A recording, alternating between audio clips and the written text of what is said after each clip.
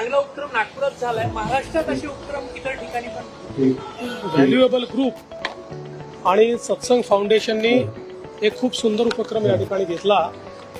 संगमावर जाऊन संगमाचं पाणी ते या ठिकाणी घेऊन आले आणि लोकांना ज्यांना महाकुंभाला जाता येत नाही त्यांच्याकरता या ठिकाणी त्यांनी सोय केली। सोबत महाराष्ट्रातले जे प्रमुख संत आहेत त्या संतांच्या पादुका देखील या ठिकाणी आणलेल्या आहेत। एक प्रकारे ज्या लोकांच्या मनात शल्य होतं की इतका मोठा कुंभ पर्व चाललेला आहे पण काही कारणाने आम्ही पोहोचू शकत नाही, त्यांच्याकरता ही व्यवस्था अतिशय चांगल्या प्रकारे त्यांनी केली आहे। म्हणून मी व्हॅल्युएबल ग्रुप आणि सत्संग फाउंडेशनचं मनपासून अभिनंदन करतो। दिल्ली में जो हादसा हुआ है क्या कहेंगे 18 लोगों को?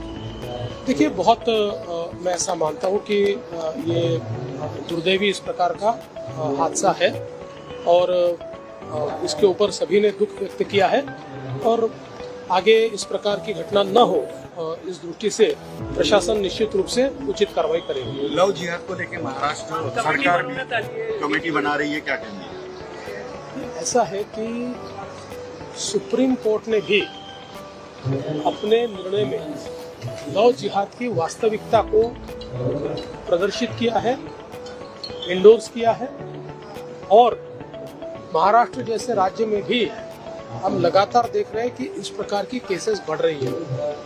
सबसे पहले हम सबने समझ लेना चाहिए कि किसी एक धर्म के व्यक्ति ने दूसरे धर्म के व्यक्ति से शादी करना ये गलत नहीं है, लेकिन डिफ्रॉड करने की दृष्टि से, वर्गलाने की दृष्टि से, झूठी बातें बताकर, झूठी आइडेंटिटी दिखाकर शादियां कर लेना और बच्चे पैदा करके छोड़ देना, ये जो घटनाएं हो रही है बहुत गंभीर घटनाएं हैं। इसके ऊपर निश्चित रूप से कार्रवाई करनी पड़ेगी।